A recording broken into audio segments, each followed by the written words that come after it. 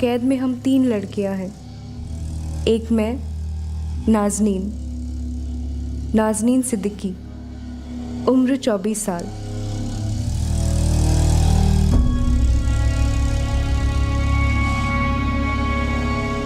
और ये है रश्मि जाधव, उम्र 18 साल।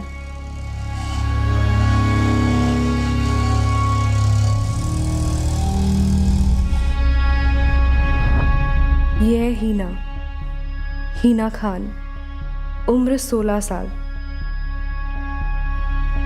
हमें नहीं मालूम हमें यहाँ क्यों रखा गया है, ना ही हमें ये पता है कि हमारे साथ क्या होने वाला है।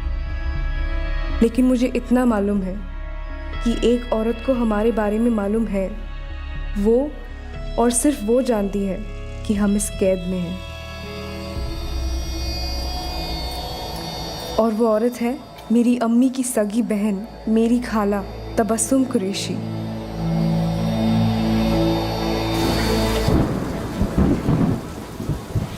लेकिन खाला की ज़ुबान पे ताला है, मजाल है एक लफ्ज़ निकले।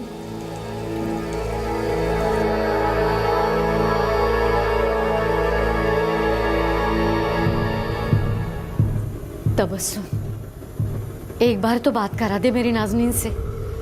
कैसी है वो?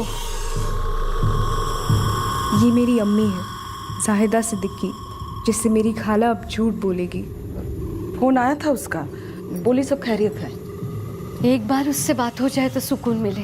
काम में बिजी रहती है, अगली बार फोन करेगी तो बात करवा दूंगी। ठीक है? ठीक है। अम्मी नहीं जानती कि मेरा फ़ोन छीन लिया गया है और मेरी आज़ादी भी।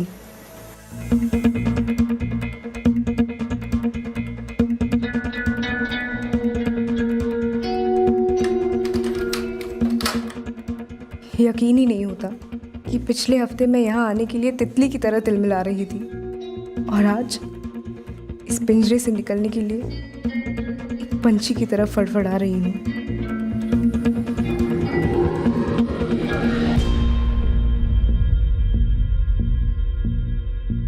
जिंदगी जब काल कोठरी हो तो ये जरूरी नहीं कि हर खिड़की रोशनी की तरफ खुलेगी। गरीबी के इस अंधेरे रेगिस्तान में अक्सर मौकों के सराब नजर आते हैं, पर इस मृग तृष्णा में, इस मिराज में उन मौकों के मुखौटे नजर नहीं आते। बेबस और अक्सर गरीब इंसान ये समझ ही नहीं पाता कि वो रोशनी दरअसल साया है, जुर्म का साया। 7 दिन पहले 24 वर्षीय नाज़नीन को भी मौके की एक सीढ़ी दिखी, पर उस सीढ़ी की मंजिल खुला आसमान तो नहीं था। 15,000? आपने गलत सुना होगा खाला, उम्र हो रही है आपकी। इतनी भी उम्र नहीं हुई है मेरी। 15,000 ही कहा था उसने। मोबाइल नंबर लिया? अरे बड़े लोगों से मोबाइल नंबर थोड़ी ना मांगते हैं। उन्होंने कहा कोई नज़र में हो तो परसों उसे उसी जगह ले आओ। तो ये कल की बात थी, तो अगर तुझे काम करना है तो कल उनसे मिलवा दूँगी। हाँ, लेकिन आप उनसे कैसे मिली? मैं नहीं मिली, तकदीर ने मिलाया उनसे। मैं तो कांदिवली बस स्टॉप में खड़ी थी, वो सामने से आवाज़ दी, अरे वो पैसे नहीं बढ़ाएगी, और तू तो जानती है ना मीरा रोड से रोज आना जाना कितना महंगा पड़ता है। मैं नहीं करेगी, रखती हूँ मैं। काम की तलाश है तुम्हें?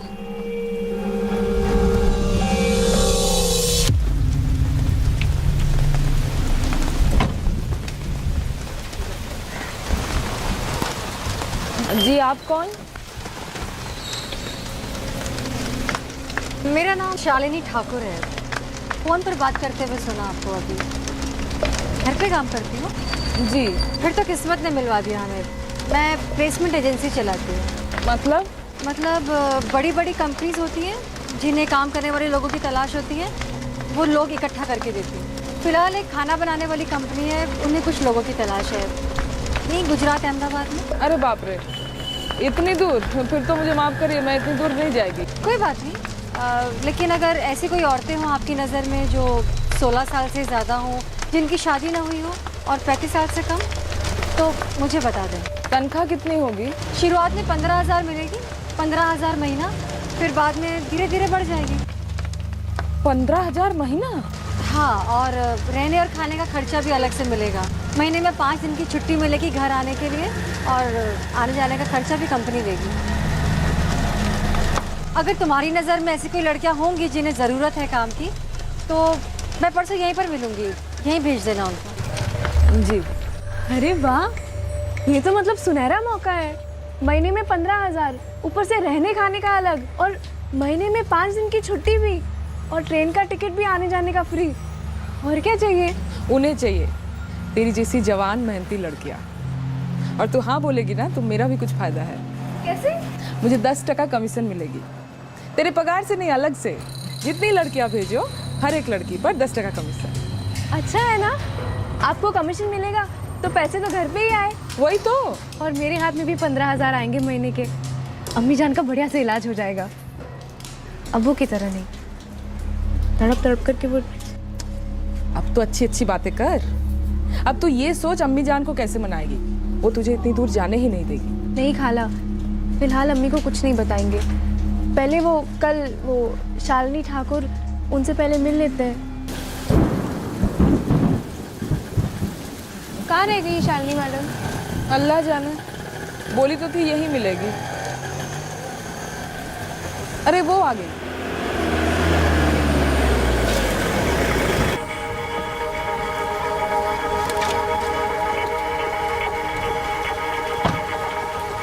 मैडम जी, जी मैं तबस्सुम परसों मिली थी आपसे यहीं पे। ये नाज़नीन है, मेरी बहन की बेटी। ये काम करना चाहती है। बहुत मेहनत का काम होगा, कर लोगी? अरे हाँ हाँ मैडम जी, मैं 4 घरों में काम करती हूँ। किसी से भी पूछ लीजिए, एकदम टाइम पे और साफ सुथरा काम है मेरा, और खाना भी अच्छा ही बना लेती हूँ। तो ठीक है, तुम्हारा एक फ़ोटो लगेगा और 9 तारीख को निकलोगी तुम यहाँ से। कैसे जाऊँगी मैडम? मैं तुम्हें मुंबई से अहमदाबाद तक का ट्रेन का टिकट दूंगी, और वहाँ पे कैटरिंग कंपनी के जो मैनेजर हैं वो तुम्हें रेलवे स्टेशन पर लेने आ जाएंगे। कंपनी का नाम क्या है? ऋषिगन केटरर्स। कम से कम 100 ऑफिसेज में खाना जाता है उनका। हम शाम तक सोच कर बताए तो चलेगा? इसमें सोच कर बताने वाली क्या बात है? ऐसे मौके रोज़ रोज़ तो क्या, ज़िंदगी में एक बार भी नहीं मिलते हैं। किस्मत की खिड़की खुली है तुम लोग के लिए। जी जी मैडम जी, मैं आऊँगी। कब आना है? अपनी फ़ोटो लेके तुम मुझे कल यहाँ इसी वक्त मिल जाना, मैं तुम्हें परसों की टिकट दे दूँ। मैडम मोबाइल नंबर दे दीजिए, मैं कल फ़ोन अपना मोबाइल नंबर मैं किसी को नहीं देती। अपनी फ़ोटो याद से ले आना, और हाँ, फ़ोटो थोड़ी ढंग की होनी चाहिए। मौके की खिड़की सामने से खुली थी। नौकरी शहर के बाहर थी। नौकरी पक्की करने वाली औरत ने अपना फोन नंबर नहीं दिया, और ना ही नाज़नीन को सोचने का टाइम दिया। शक करने के एक नहीं बल्कि 3 कारण थे, लेकिन मौके ने बड़ा ही आकर्षक मुखौटा पहना था।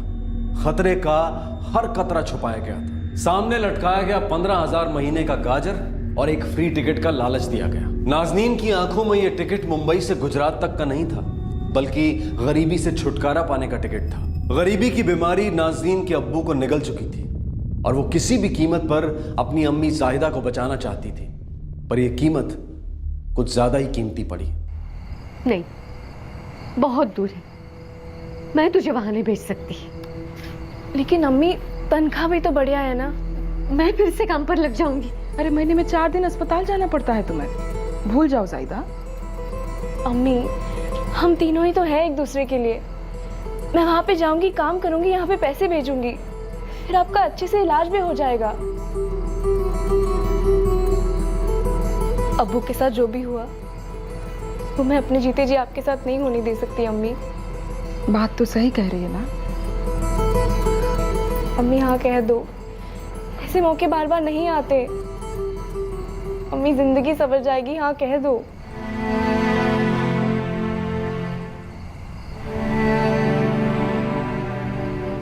मुझे पता है नाज़नीन को मेरी फिक्र है।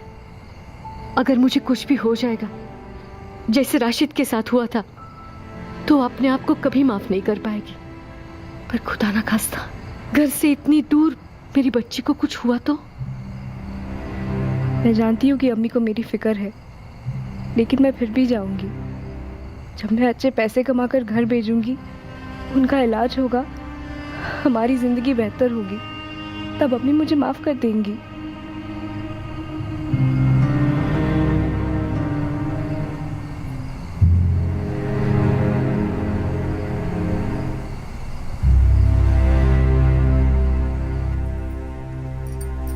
तबस्सुम, ये लड़की तो मान ही नहीं रही है, जिद कर रही है। अल्लाह मियाँ को याद करो और जाने दो उसे, सब सही होगा ज़ायदा। मैं उसे अकेले नहीं जाने दूंगी। कम से कम तू तो जा उसके साथ। अच्छा ठीक है, मैं उसे छोड़ाऊंगी। वैसे कोई ज़रूरत नहीं है तुम्हारी साथ जाने की, बाकी तुम्हारी मर्जी। मैं दोनों की टिकट्स करवा दूंगी, लेकिन तुम्हारी टिकट के पैसे तुम्हारी कमीशन में से कटेंगे। सिर्फ नाज़रीन की टिकट फ्री होगी। चलेगा। तो मैं कल तुम दोनों की टिकट्स यहाँ पर इसी वक्त तुम लोग को दे दूंगी, और अहमदाबाद में कंपनी का आदमी तुम लोग को ढूंढ लेगा। मैडम जी, अगर कोई 19-20 हो गया और वो कंपनी का आदमी हमें नहीं ढूंढ लेगा। उनका अगर मोबाइल नंबर मिल जाता तो। तुम अब हमारी जिम्मेदारी, तुम्हारी हिफाजत करना, ख्याल रखना, ये हमारा काम है। तुम फिक्र मत करो। जी मैडम जी। तुम दोनों का नाम, सीट नंबर, बोगी नंबर, सब कुछ उन लोगों को दे दिया जाएगा। तो 19-20 होने का सवाल ही नहीं उठता।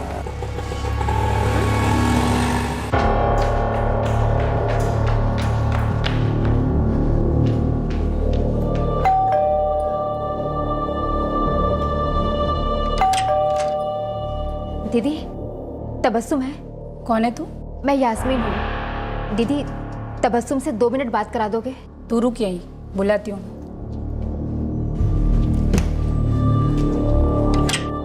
क्या हुआ रे यास्मीन?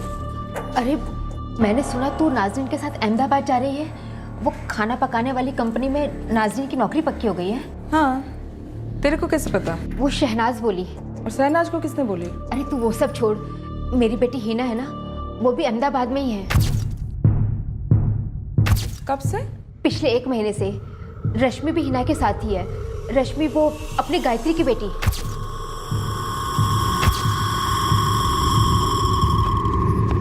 तबस्सुम, तू सच में नाज़रीन के साथ जा रही है ना? क्या बात क्या है गायत्री? यास्मीन, तुम दोनों इतनी हड़बड़ाई क्यों हो? जब से हिना गई है तब से उससे बात ही नहीं हो पाई है। और नहीं मेरी रश्मि से, अरे कोई खबर ही नहीं है। बेटा, पहुंचते ही फोन करना। हाँ, कितनी बार वही बात अम्मी, बोला ना करेंगे। रश्मि, एक दूसरे के साथ रहना, अकेले कहीं मत जाना, एक दूसरे को संभाल लेना। हो आए। तिकीट सांभाळून ठेवा।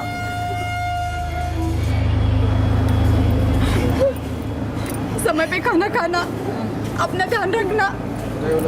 अच्छा ठीक है, वहाँ पहुँचते ही दोनों की खबर लेती हूँ। हाँ, याद से हाँ तबस्सुम। और हाँ, हो सके तो नाज़रीन को उन दोनों के साथ ही रखवा देना। नाज़रीन उनकी बड़ी बहन जैसी है और वो दोनों उसको मानती ही बहुत हैं। तुम दोनों फिक्र मत करो, मैं सब कुछ ठीक करके ही आएगी।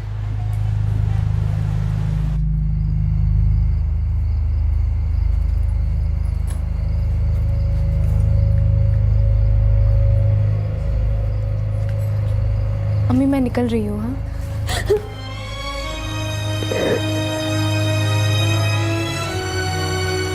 अम्मी अगर आप ऐसे ही रोएंगी तो मैं कैसे जा पाऊंगी? पहली बार घर से बाहर जा रही है मुझसे दूर।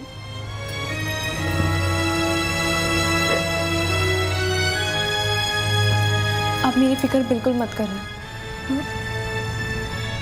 तू भी अपना ख्याल रखना, फोन करते रहना।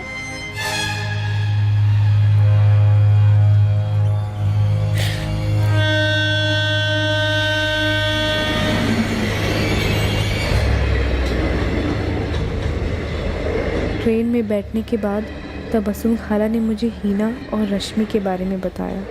यास्मीन आपा की ही ना, पर वो तो बच्ची है ना, और रश्मि भी तो 1-2 साल ही बड़ी है उससे। गरीबी बचपन को बचपन कहाँ रहने देती है बेटा। चलो अच्छा है, हमारी एरिया की ही लड़कियाँ हैं, अच्छी लड़कियाँ हैं, अच्छी जमीनी।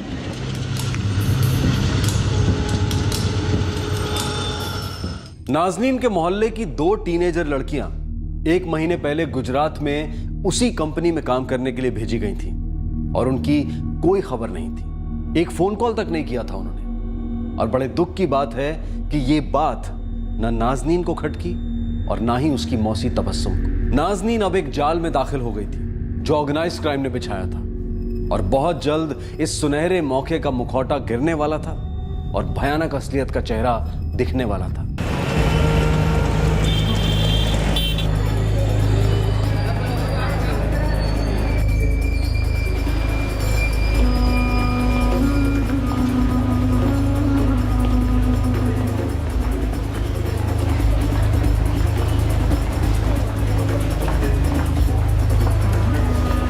हो रही।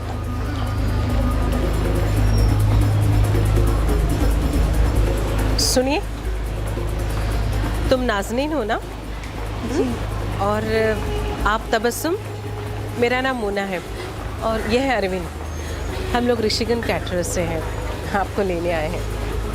आइए ना, आइए, आइए।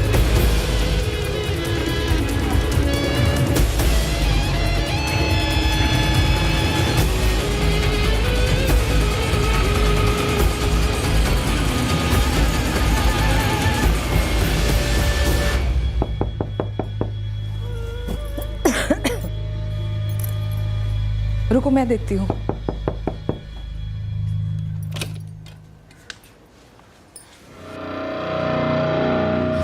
क्या हुआ तबस्सुम? तूने बच्चों से बात नहीं करवाई, खुद भी फोन नहीं किया। तू रश्मि और हिना को मिली? अरे कुछ तो बोलना, चुप क्यों है? अरे कुछ नहीं, वहाँ जाते ही काम में जुट गई ना, इसलिए। तबस्सुम, मेरी बेटी कैसी है? ठीक है, ठीक है। रश्मि हिना दोनों ठीक है। नाज़नीन के साथ दोनों का रहने का इंतजाम कर दिया मैंने, बस फोन ही नहीं कर पाई। तू नाज़नीन का नंबर दे, मैं फोन करती हूँ उसे। नंबर? हाँ। नंबर? अरे जाते वक्त ट्रेन में हम दोनों के फोन चोरी हो गए। नाज़नीन दुकान से फोन करती है मेरे नए वाले नंबर पर। तबस्सुम खाला किस मुंह से क्या कहती। मजबूरी में झूठ पर झूठ बोली जा रही थी, पर कब तक छुपाती सबसे कि अहमदाबाद में आखिर हुआ क्या था।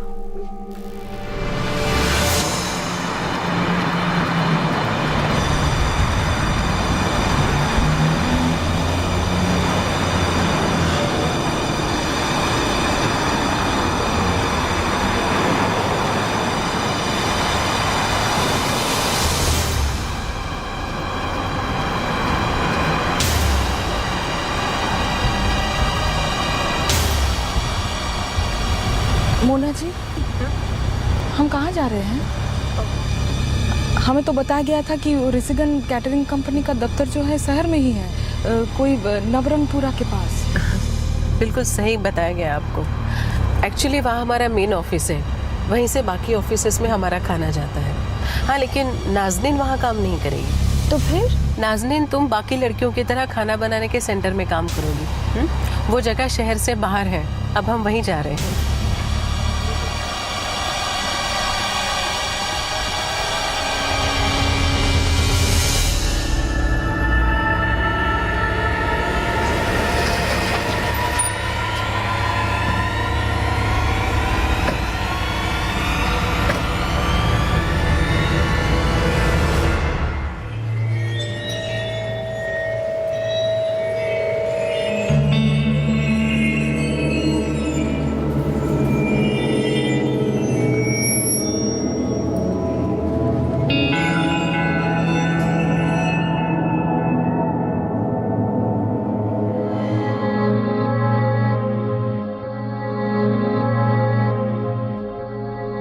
कैसी है तू?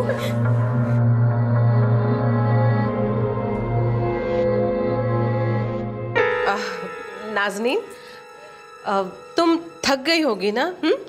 तुम जाके आराम करो, कल सुबह उठते ही तुम्हें काम पर जाना है ना? रश्मि, हिना, तुम दोनों अंदर जाओ, चलो। खाना कहाँ पे बनता है मोना जी? दिखाऊंगी ना, कल सब दिखाऊंगी। अभी तुम लोग अंदर जाओ और फ्रेश हो जाओ। आइए, जाओ।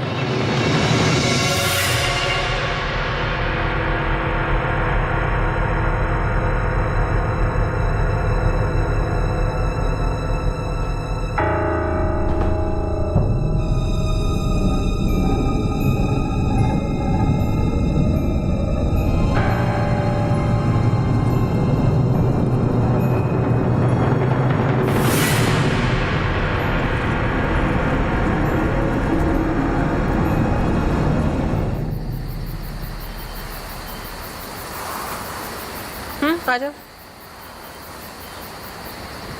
नाज़नीन, आज रात तुम लोग यहीं सो जाओ, कल सुबह उठते ही हमें काम की जगह पर जाना है। हिना और रश्मि भी हमारे साथ ही काम करेंगी?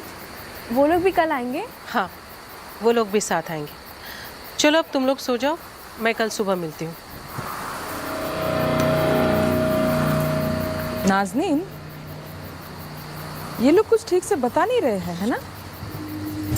एक काम की जगह जैसे कोई राज है।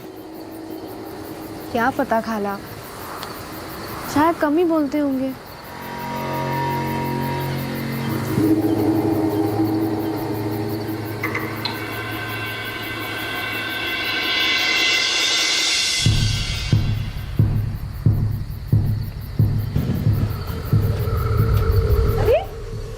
हीना, कहाँ थी तू? पूरा दिन तुझे और रश्मि को ढूंढ रही थी मैं, और तुम्हारे दरवाजे पे भी ताला लगा हुआ था। ए, क्या हुआ? तू रो क्यों रही है? आपने हमारे दरवाजे पर ताला देखा ना? हाँ, लेकिन हम अंदर ही थी दीदी। क्यों? बाहर से बंद क्यों करते हैं? ताकि हम भाग ना सके। भागोगी क्यों? ज्यादा खाना बनवाते हैं क्या? और तू रो क्यों रही है? हम खाना बनाने का काम नहीं करती दीदी। तो फिर क्या काम करती हो?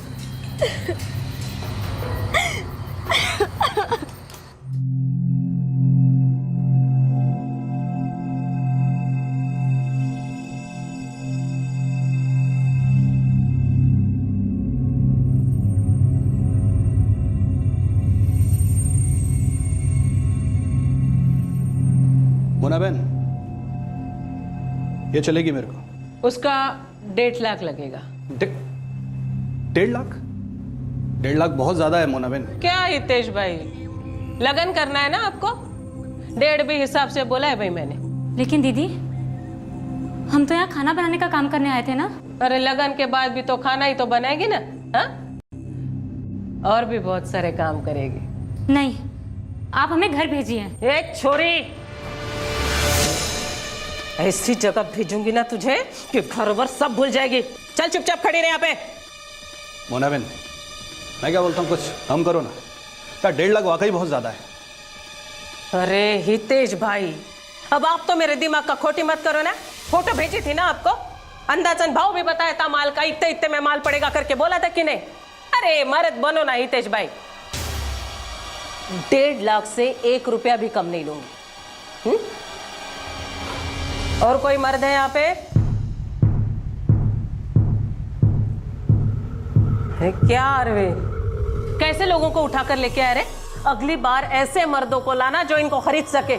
ऐसे फोकटियों को मत उठा के लेके आना अगली बार यहाँ पे।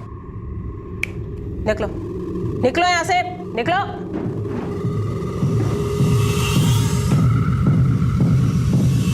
हिना, रश्मि, तुम दोनों चिंता मत करो। हाँ, मैं बहुत जल्दी तुम दोनों का लगन कराऊंगी। हाँ, जाओ अपने कमरे में जाओ, जाओ। यहाँ कोई कैटरिंग का काम नहीं होता दीदी, बस ये लोग हमारी शादियाँ कराना चाहते हैं। दीदी, मुझे और रश्मि को यहाँ से बचा लो। ये लोग हमें कभी भी बेच सकते हैं। हम यहाँ नहीं रहना चाहते, हमें घर जाना है। ये गंदे लोग हैं। दीदी, मैं यहाँ पे चुपके से आई थी, अब मैं जा रही हूँ, वरना ये लोग मुझे मारेंगे। लेकिन दीदी, आप जल्दी से कुछ सोचो, अब हम यहाँ नहीं रह सकते।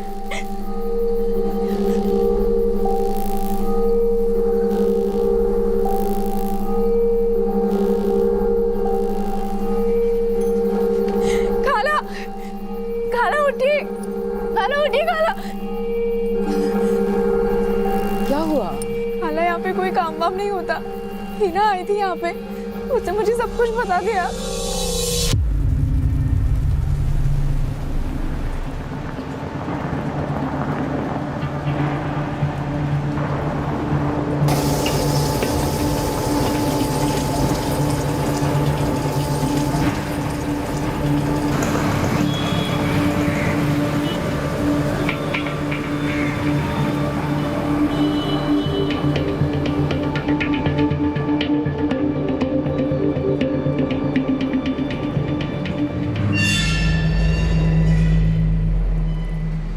तबस्सुम, अब तुझे बताना ही पड़ेगा कि माजरा क्या है। कैसा माजरा? 2 हफ्ते हो गए तुझे अहमदाबाद से लौटे, तू बोली जा रही है कि नाज़िन से बात हो रही है, बात हो रही है। तू उसे हमारा नंबर तो नहीं दे रही है और ना ही हमसे बात करवा रही है। देख तबस्सुम, तुझे अल्लाह का वास्ता है, सच सच बता वहाँ हो क्या रहा है? कहा तो था सब खैरियत है। तो फिर मेरी हिना से बात क्यों नहीं हो पा रही है? नाज़नीन अलग अलग पीसीओ से फ़ोन करती है। मैं पूछती हूँ तुम दोनों की बेटियों के बारे में तो बोलती है सब सलामत है।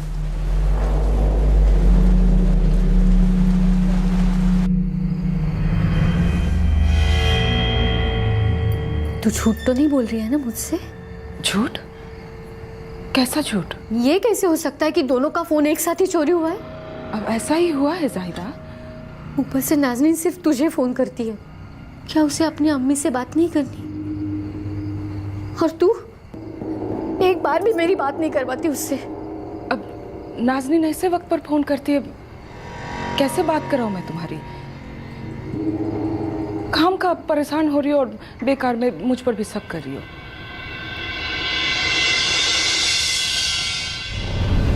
तुम दोनों अपना फ़ोन मुझे दो।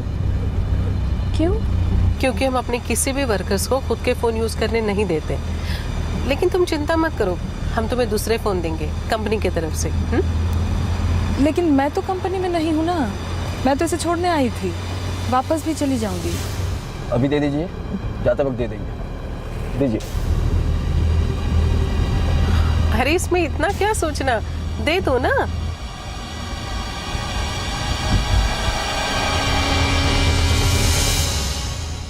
नहीं तबस्सुम, नहीं, तू पक्का मुझसे कुछ छुपा रही है। तुझे मेरी कसम बोलना, जब से अहमदाबाद से आई है मुझसे आंखें नहीं मिला रही है तू। ऐसा कुछ भी नहीं है, खाना खाओ।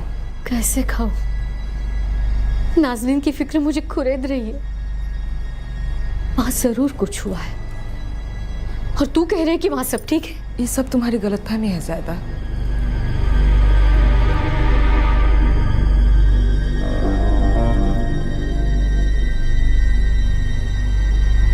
कब तक सच को छुपा कर रखूंगी? झूठ तो एक दिन पकड़ा ही जाएगा ना। तबस्सुम, आज हम तुम्हें कहीं जाने नहीं देंगे। नाज़नीन तुझे किस नंबर से फोन करती है? तेरे मोबाइल में नंबर होगा ना? बता तबस्सुम, मैं तेरे आगे भीख मांगती हूँ। बता हमारी बेटियां किस हाल में है, उनके साथ क्या हो रहा है?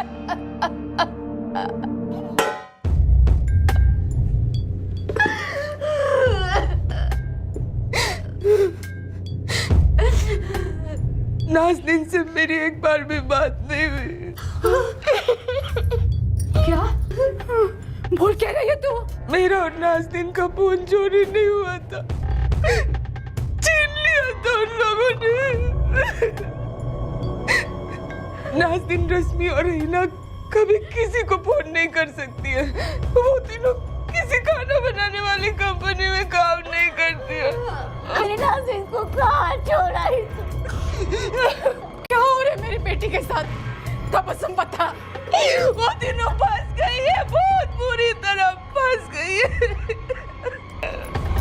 पहले मुझे और नाज़नीन को कुछ पता ही नहीं चला, पर जब पता चला उनके घिनौनी चाल का तो हिना और रश्मि की जबरदस्ती शादी कराई जा रही है। मेरे साथ भी यही होने वाला है खाला।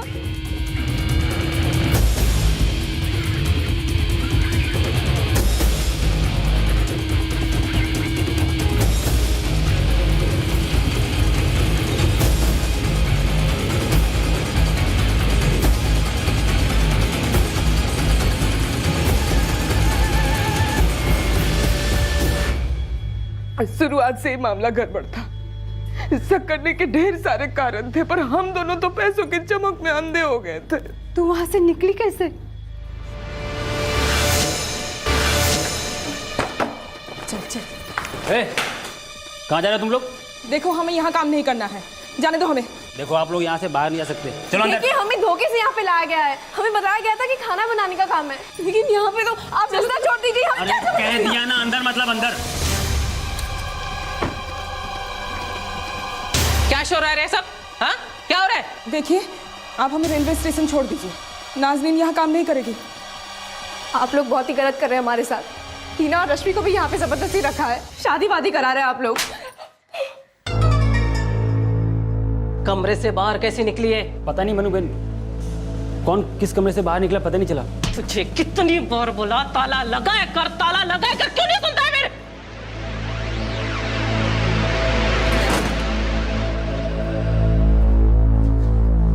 सुन छोरी, अब तू यहाँ से कहीं नहीं जा सकती। वो सुना है ना, वन वे? वैसी ये अंधी गली है। लेकिन हम अंधे नहीं है, हमने सब देख लिया है। और ना, मुंबई में हमारे लोग हमारा इंतजार कर रहे हैं। अगर हम नहीं पहुंचेंगे तो वो यहाँ पहुंचाएंगे और आप सबके लिए बहुत मुसीबत हो जाएगी। हाँ छोड़ो, अरे छोड़ो,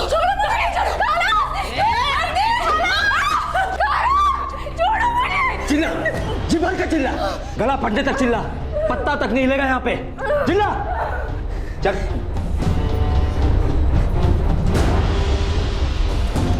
नहीं, दरवाजा खोलो, दरवाजा खोलो। क्या बोली तू? हाँ? तेरे लोग तेरा इंतजार कर रहे हैं मुंबई में। हाँ चल ठीक है, छोड़ देती हूँ मैं तुझे, लेकिन एक बात कान खोल कर सुन ले। तुझे तेरे काम के पैसे टाइम टू टाइम मिलते रहेंगे, लेकिन अगर तूने मुंह खोला या पुलिस के पास जाने की गलती भी की तो तीनों लड़कियां मिलेंगी जरूर, पर सर किसका और धड़ किसका पहचानना मुश्किल होगा। अरविंद, डाल इसे गाड़ी में।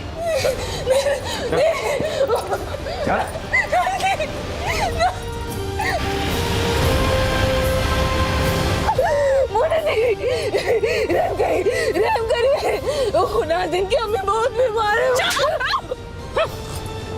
तो तू किस काम की बहन है रे? हाँ? जा जाकर उसकी सेवा कर और सुन, नाज़नीन की चिंता करना छोड़ दे। अब मैं उसका लगन लगाने जा रही हूँ, वो भी धूम धड़ाके से, समझी? तुम दोनों बुढ़िया अपनी खुदगर्जी छोड़ो और उससे अपनी जवानी जीने दो, समझी? चुप बेटा भी। अरविंद, गाड़ी तेज कर।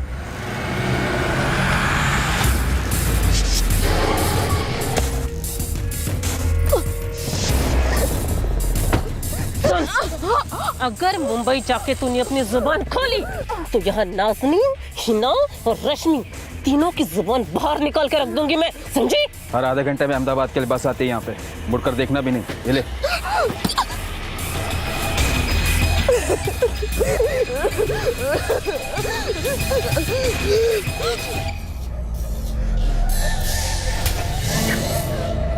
इन लोगों से पूछ कर रेलवे स्टेशन पहुंची और फिर वहां से घर आई। और पिछले 2 हफ्तों से तुम मुझसे और इन दोनों से झूठ बोलती रही, क्योंकि मुझे उन तीनों की जान की फिक्र थी। वो तीनों पर आज ना आए, बस इसलिए मैं चुप थी। वो लोग खतरनाक लोग हैं जायदा, वो लोग कुछ भी कर सकते हैं। उन लोगों ने बच्चियों को कहाँ रखा, मुझे कहाँ लेकर गए थे, और वो लोग कौन है मैं कुछ नहीं जानती। माफ कर दो मुझे,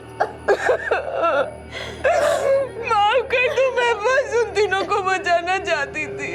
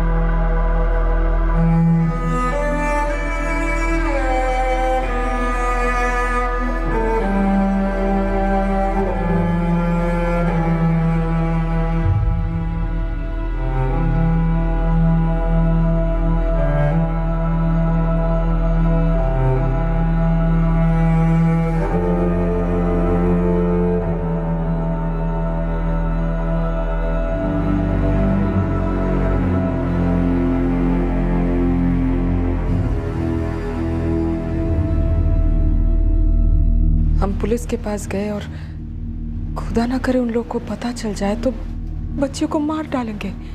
पर हमें क्या पता कि वो जिंदा है भी या नहीं। तबस्सुम ठीक कह रही है, कम से कम वो जिंदा तो है। जहाँ भी हो, जैसे हो, हम शायद अपने बच्चियों से कभी नहीं मिल पाएंगे, लेकिन अगर पुलिस के पास गए ना तो उनके मौत के जिम्मेदार हम ही होंगे। पुलिस के पास जाना खतरा मोल लेना है। एक संगीन जुर्म को ये 4 गरीब औरतें किस्मत का लेखा मान रही थीं।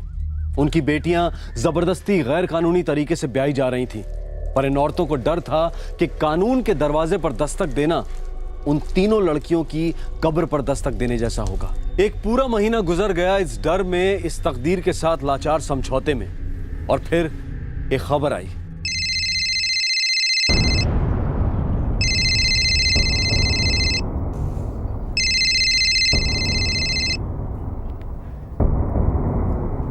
Hello mummy. नाज़नीन, तू कैसी है बेटा? कहाँ है तू? जल्दी घर आ जा बेटा। मैं यही हूँ, मुंबई में। तू मुंबई में? जल्दी घर आ जा बेटा। मुझे तो लगा था तुझे बिना देखे दम तोड़ दूंगी। मैं वो नाज़रीन नहीं रही। मेरे साथ बहुत ही बुरा हुआ है। मेरी हालत सहन नहीं कर पाऊंगी अम्मी। तेरी अम्मी हूं मैं, सब बुलवा लूंगी। तू बस जल्दी से घर आ जा। मैं नहीं आ सकती अम्मी, अब यही मेरा घर है। मैं जहाँ भी जाऊंगी वो लोग मुझे ढूंढ लेंगे, मेरे साथ और भी बुरा करेंगे। आप अंदाजा भी नहीं लगा सकती मेरे साथ क्या क्या हुआ है। अम्मी, मैं रोज दुआ में आपको याद करके आपका चेहरा देखती हूँ, लेकिन मैं आपको अपना चेहरा नहीं दिखा सकती, किसी को नहीं दिखा सकती। नाज़रीन, नाज़रीन, नाज़रीन।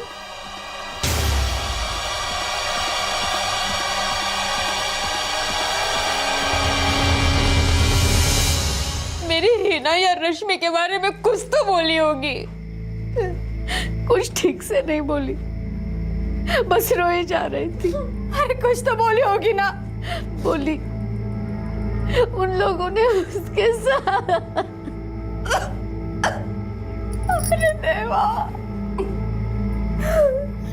मुझे वो नंबर दो, मैं उसे फोन करती हूँ और पता लगाती हूँ। मुझे नंबर दो।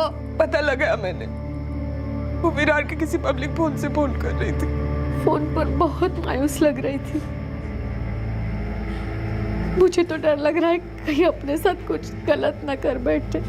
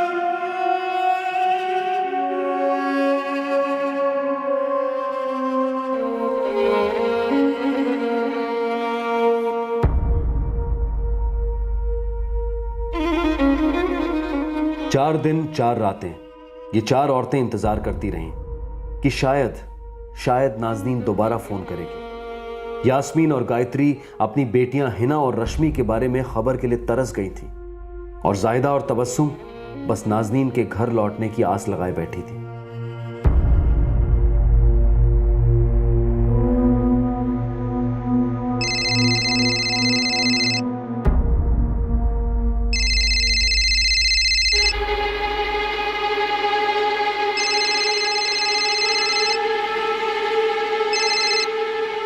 हेलो अम्मी, मैं नाज़नीन। नाज़नीन, बेटा तू घर क्यों नहीं आ रही है? घर आ जा।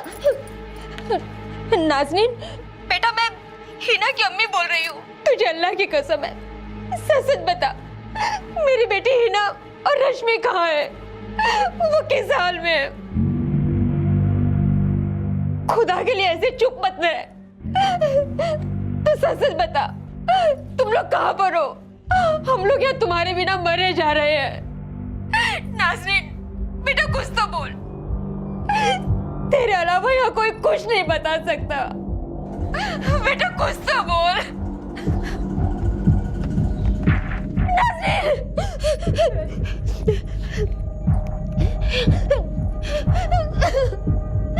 नाज़रीन, मैं घर वापस जाना नहीं चाहती। मैं उन्हें नहीं बताना चाहती कि हम तीनों के साथ हकीकत में क्या क्या हुआ। हीना और रश्मि मेरी छोटी बहनों की तरह है। मैं उनकी अम्मियों को किस जुबान से बयां करूं कि उन दोनों पर किस तरह का कहर टूटा है।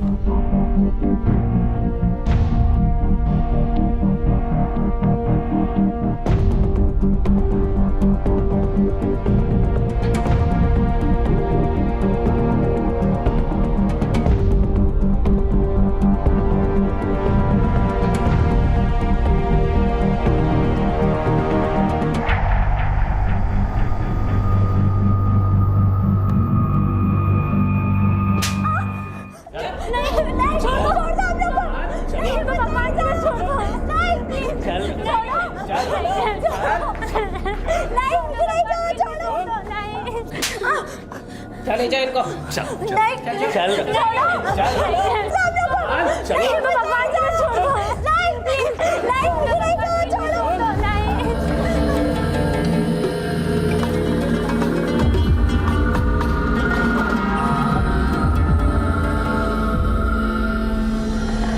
घर गई तो हीना और रश्मि की सच्चाई बतानी पड़ेगी, और फिर ये लोग किसी को भी नहीं छोड़ेंगे, ना मुझे, ना अम्मी को, ना किसी को।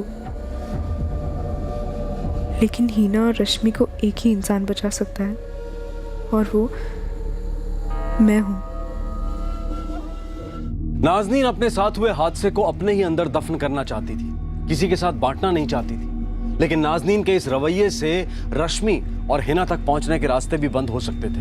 नाज़नीन इस खौफ की गिरफ्त में थी कि उसके गुनहगार शक्तिशाली लोग हैं, और अगर उसने मुंह खोला तो वो दोबारा उस तक पहुंच जाएंगे और इस बार उसे और भयंकर यातनाएं देंगे। मुंबई और अहमदाबाद, इन दो बड़े शहरों के बीच एक ह्यूमन ट्रैफिकिंग का रैकेट चल रहा था। एक चिकनी चुपड़ी जुबान वाली औरत मुंबई में और उसके दो शातिर साथीदार अहमदाबाद में मिलकर ये लोग एक अच्छी खासी कंपनी की तरह ये व्यवसाय चला रहे थे। हैरत की बात ये थी कि ये घिनौना और खतरनाक व्यवसाय डंके की चोट पर कैसे चलाया जा रहा था। पुलिस और प्रशासन की नजरों से ये बचा कैसे रहा? क्या आखिरकार नाज़नीन ने हिम्मत की अपनी कहानी बयां करने की, और क्या उसकी वजह से रश्मि और हिना की जान बच पाई? ये सब का खुलासा हम करेंगे कल रात 11 बजे इस केस के दूसरे और आखिरी भाग में, और बताएंगे कि किस तरह कुछ इंसान दूसरे इंसानों का बेरहमी से बिजनेस करते हैं और उसे जस्टिफाई भी करते हैं।